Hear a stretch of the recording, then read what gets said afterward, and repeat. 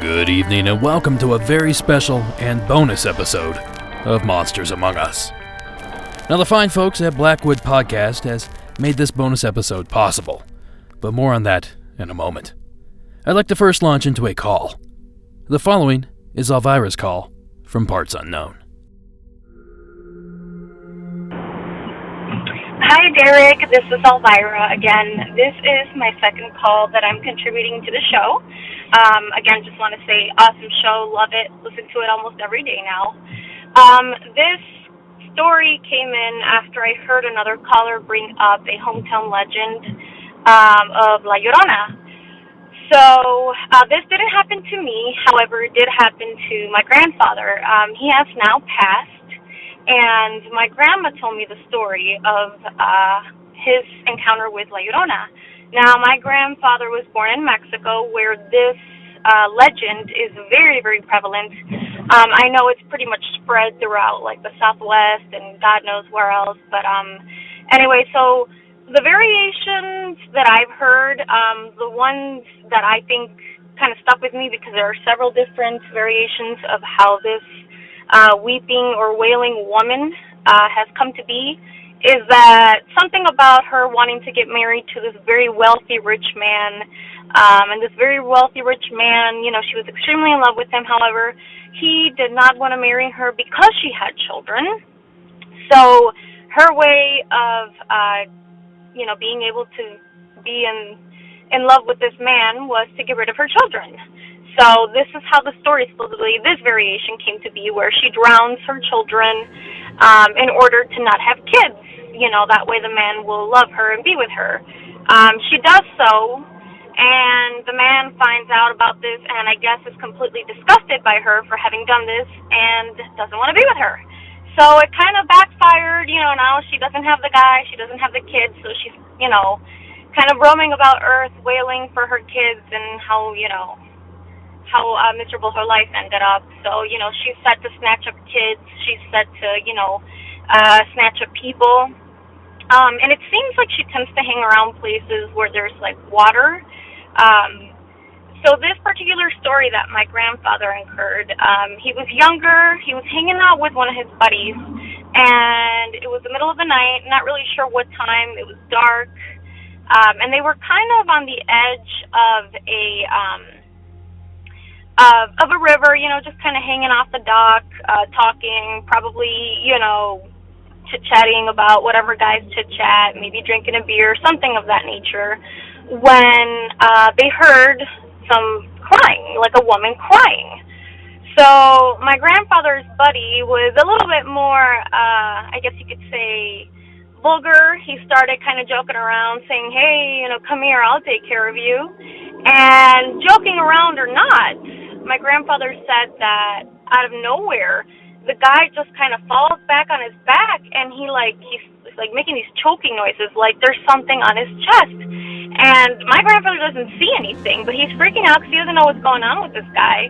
The guy is asking for help, but he can't speak, and it's like something was on top of his chest that was not allowing him to breathe.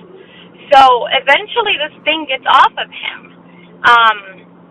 And my grandfather's asking him what's going on, what was wrong. He didn't know something was happening to him.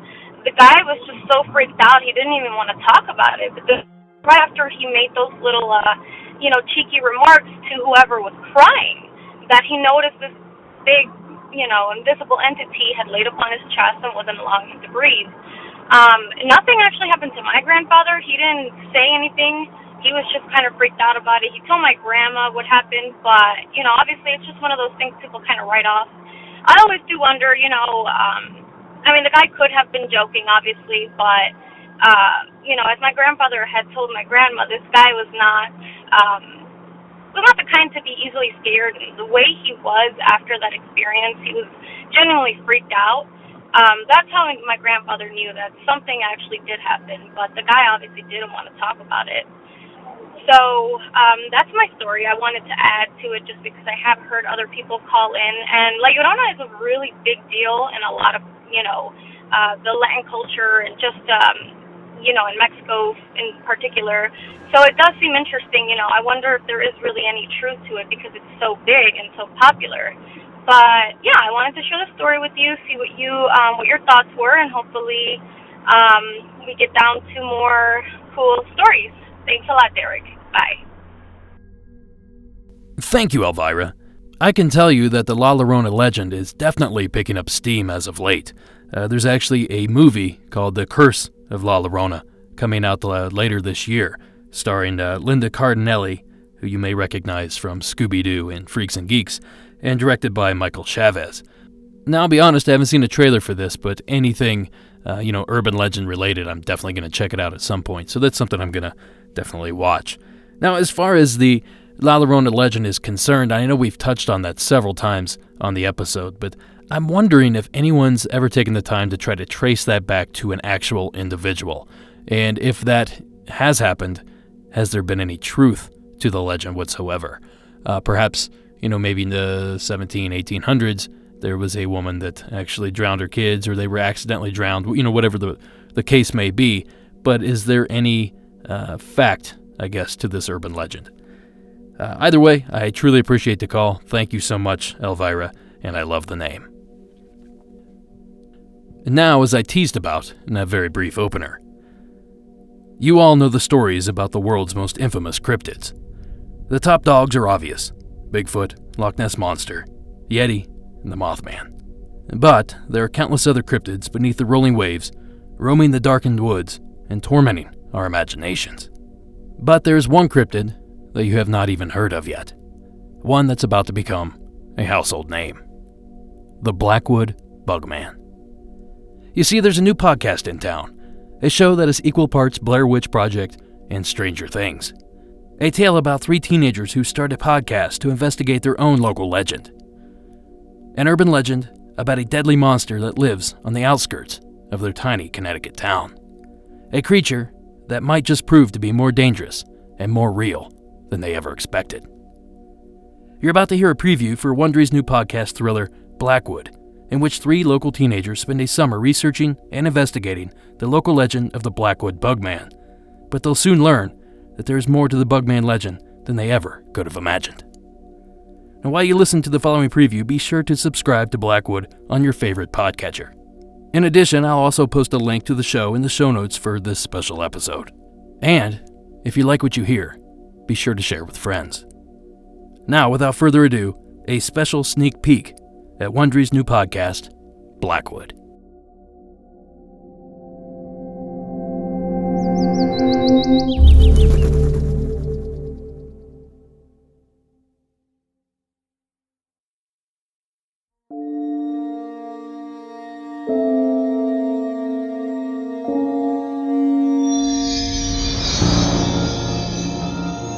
Five years ago, 3 teenagers from the small town of Blackwood, Connecticut, started an investigation into a local legend.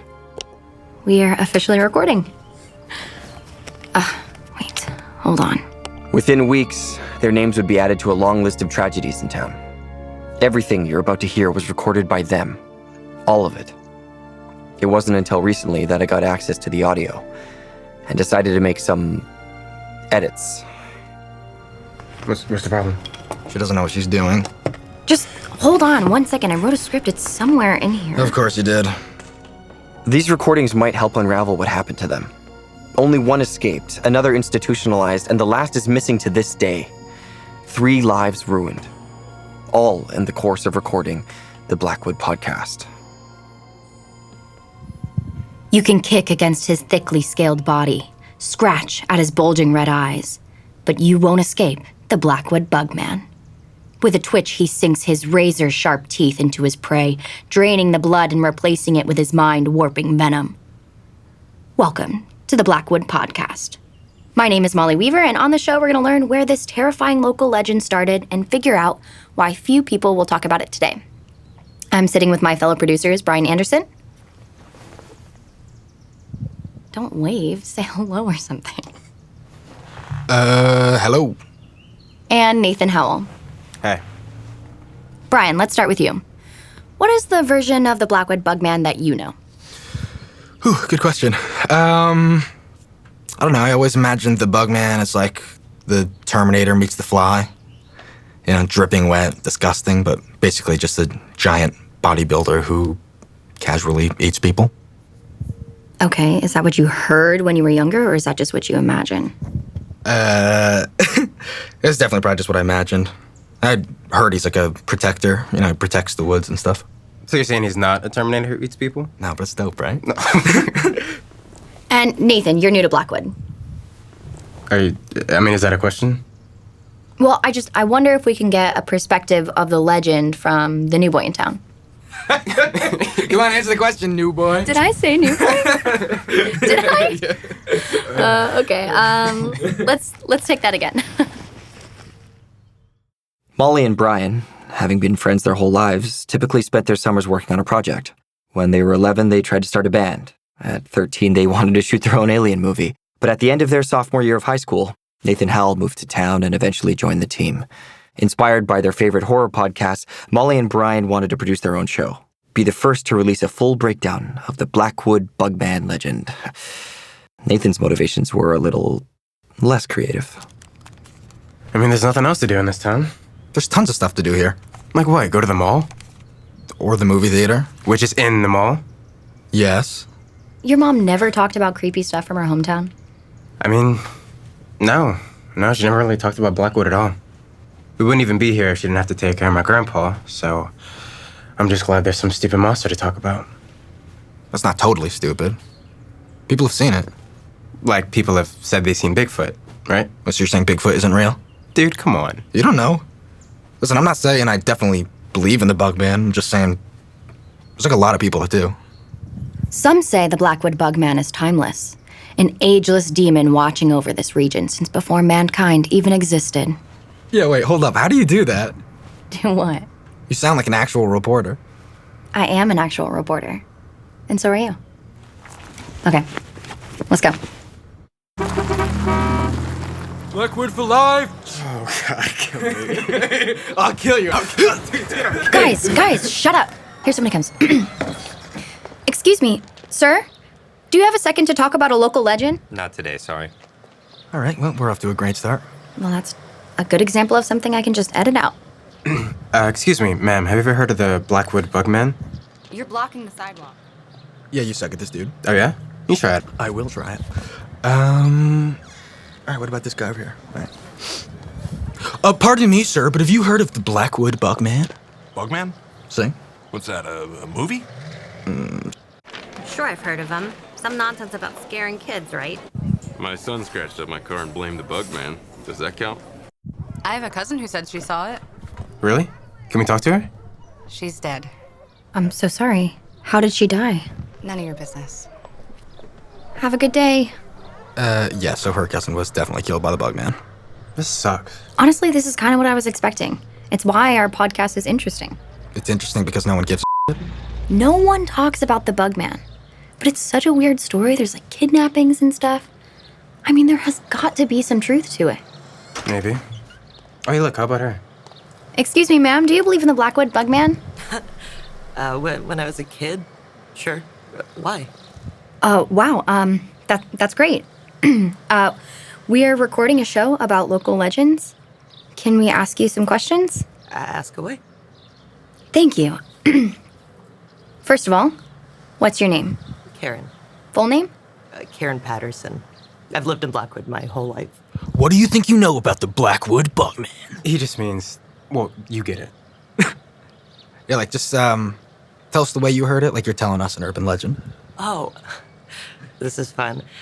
Let me see.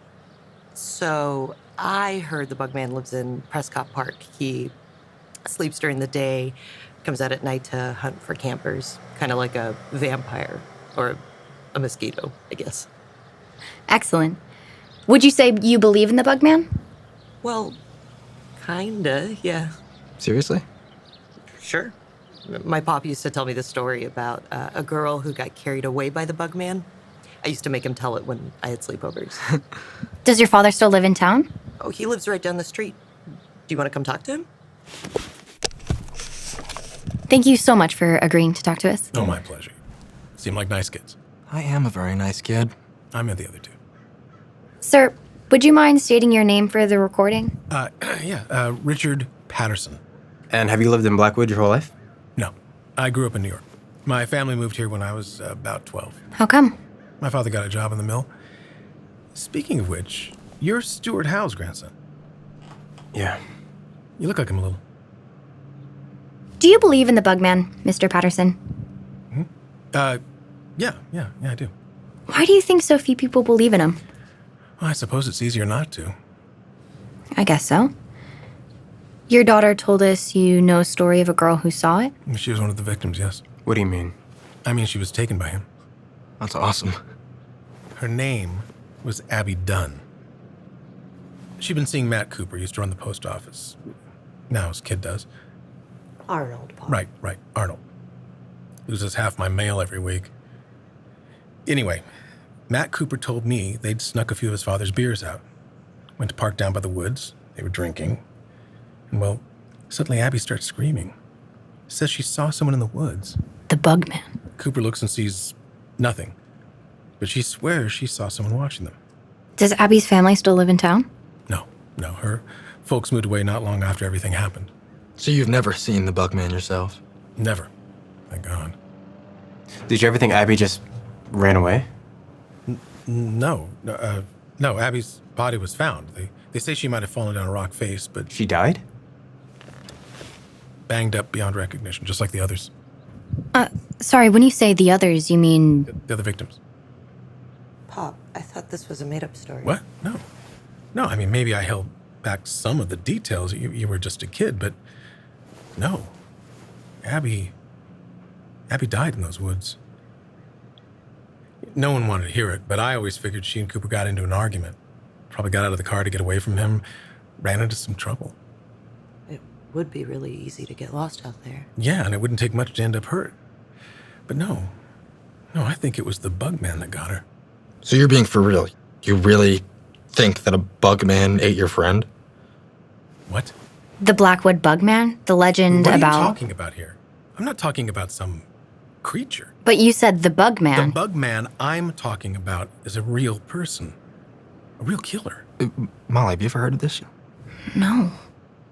Well, there aren't a lot of people who believe he exists. But these deaths weren't accidents, and monsters don't exist. Someone was behind it all.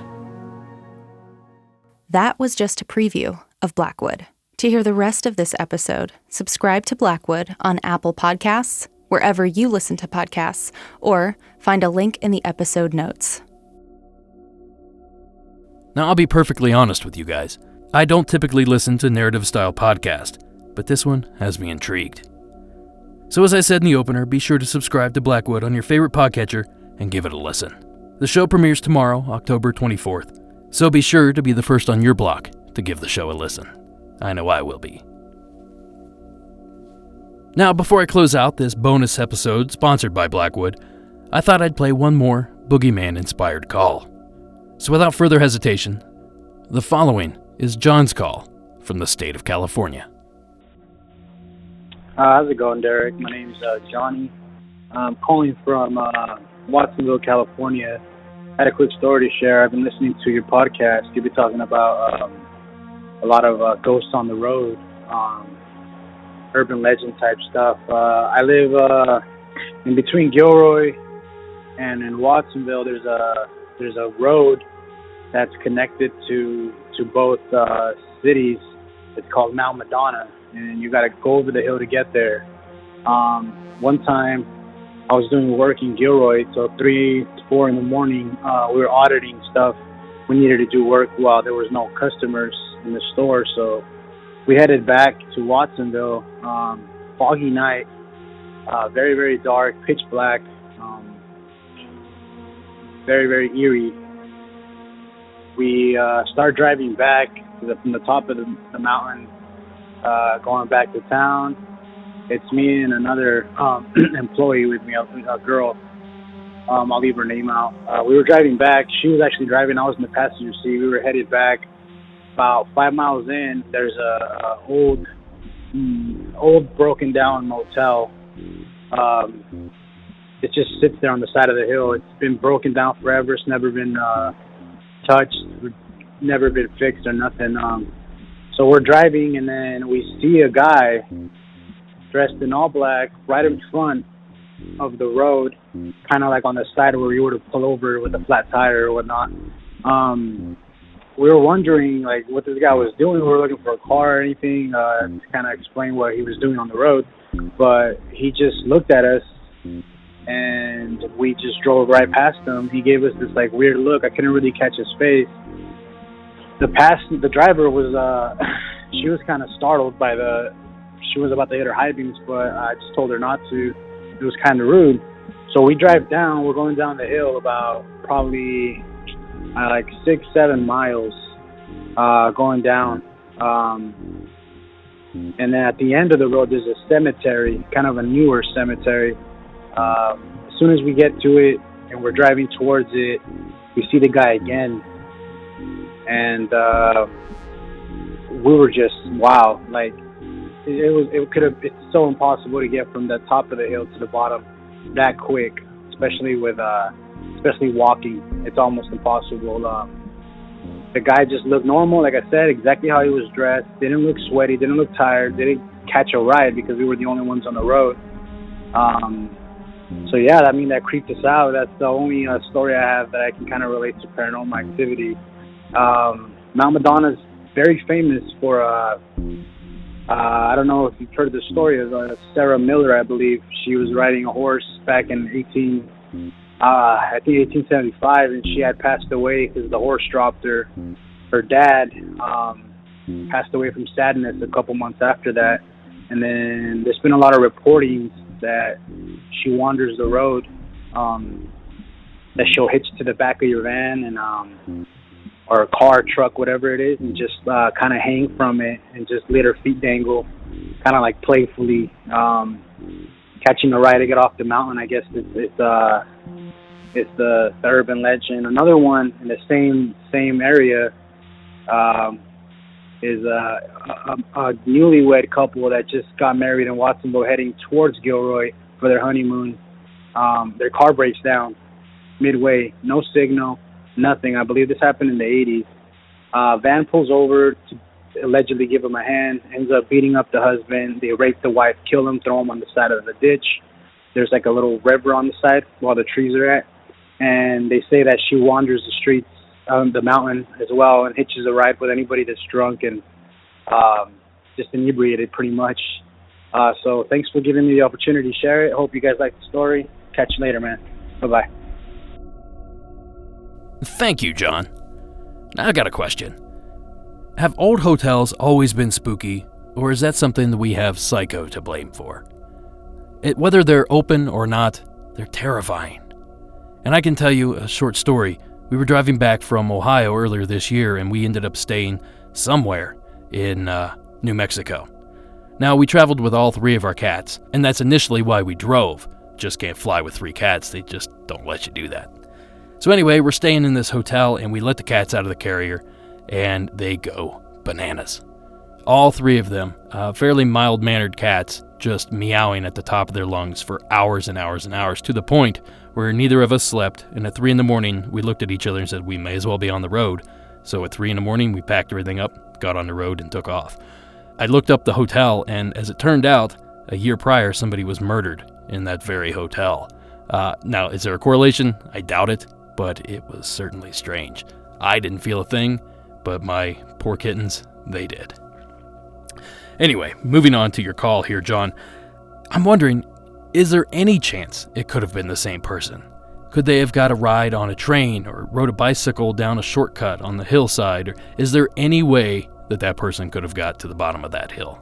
Now, if that's a no, is there somehow a coincidence that would allow perhaps somebody else that looked very similar in very similar dress to be in that same area? Now, it sounds like it was a pretty remote area and that it was late at night, so I'm thinking chances of that are probably pretty slim. Now, my final thought here regarding this call is that maybe there was some event in the area. You know, they do zombie walks and stuff like that. Would there be any purpose for a gathering of people of the same age wearing all black for some strange reason? Maybe a Misfits concert or something strange like that.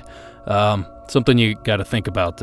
Maybe there was an event a mile away and there was just people dispersed walking away or walking back to wherever they came from. But again, it seemed like a rural area and late at night, so that's also not all that likely. Either way, I truly appreciate the call, John. Thank you for taking the time. And that's going to do it for this short bonus episode. A huge special thanks to Wondery and Blackwood for sponsoring this episode. Oh, and I should add that I'll be going live on Facebook Thursday at 7 p.m. Pacific Standard Time. Now that's Thursday, October 25th, for those of you listening in the future. So be sure to listen to the episode early and get your questions ready, because I feel like this is going to be a great time. Now, Monsters Among Us is written and produced by me, Derek Hayes. Additional support is provided by Warren Pon Abbott and Addie Lloyd. All audio used in this production is done so under the protection of fair use. And music for this episode was provided by Coag Music. And thank you all for listening, and I'll catch you all tomorrow for the regularly scheduled program. Good night.